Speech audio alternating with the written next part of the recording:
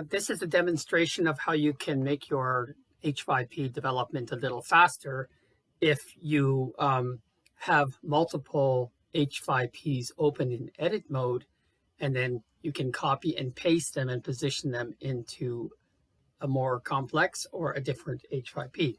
So as you can see here, I have a question set up with different kinds of questions. Here I have a simple interactive video. And here I have my new H5P, which is an interactive book. I have named it World Cup 2026.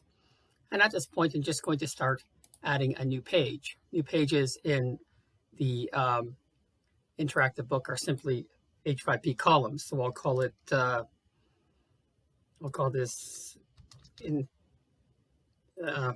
opening video. So I'll get rid of the word column. So here you have no content at all.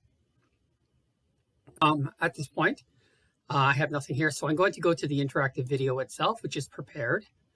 And all I have to do, here you have the interactive video. You just have it open and you go copy. Copy to the clipboard. Now I go back to the new interactive book and I'm just going to click on paste.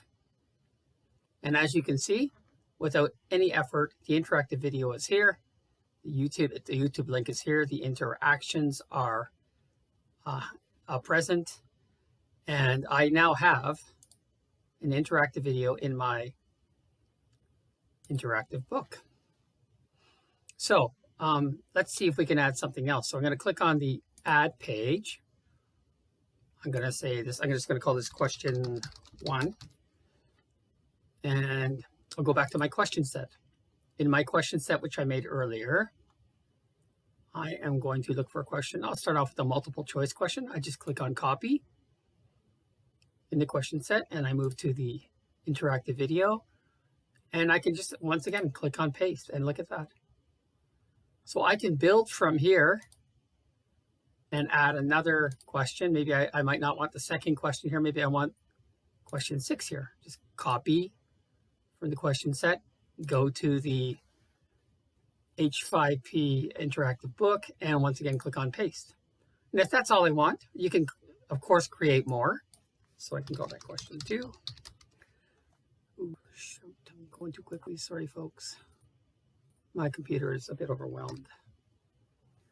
And once I'm done that, I can change my behaviors and my text overrides.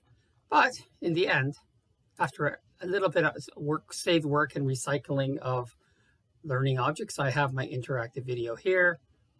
I have my question 1. I have my question 2. And now I can save it or export it for my purposes. And that is how you can recycle or reuse H5P objects across different H5P platforms. Thank you.